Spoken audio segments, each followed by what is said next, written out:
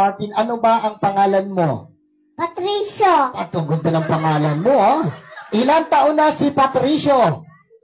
5 po. 5, ayan. Ano ba ang Tagalog ng 5?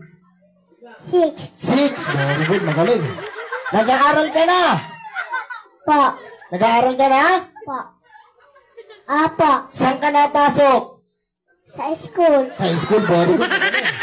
Okay, dahil ikaw ay nag-aaral na, katulad ba ng ibang bata, meron ka bang gustong maging paglaki?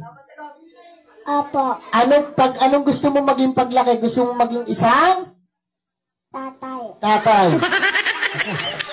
Bata ka pa, gusto mo na maging tatay. Hindi. Bakit? Ano ba ang ginagawa ni tatay? Nagsasabong. Nagsasabong. Tatay tayo dyan.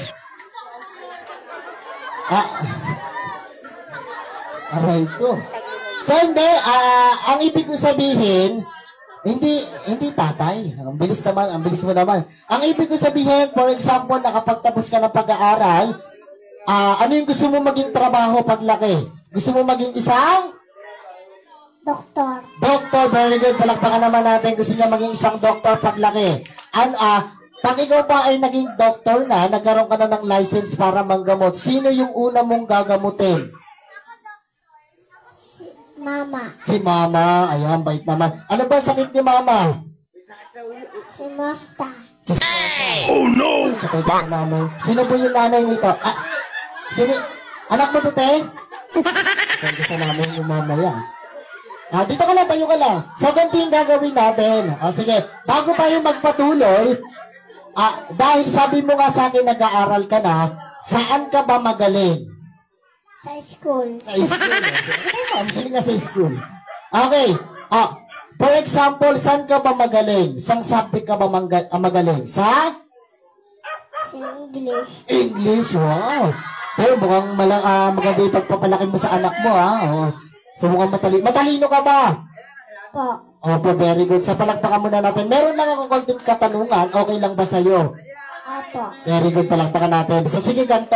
Mga bata, wag nating tuturuan, okay? So sabi niya, magaling siya sa English. Ano ba ang English ng aso? Dog. Palakpakan naman natin. Magaling, ha? Okay. Ano naman ang English ng pusa? Cat. Palakpakan naman natin. Magaling si Kuya, ha? Ito naman, medyo hirapan ko ng konti, ha? Ano ang English ng papaya? 5. Papaya. Parang sabon ata yun, ha? Papaya silka. Ito naman. Ano naman ang English ng baka? Corned beef. Corned beef. Sa lata na yun. Pagkasing sa lata na. Ano naman ang English ng kambing? Me. Dahil dyan. Ano naman ang English ng kabayo? Red horse. Red horse. Sabi ganito na lang. Puro kakalokohan. So matalino nga pa anak mo. So, alam mo na ba yung gagawin mo? Apo. Anong gagawin mo? Pakain.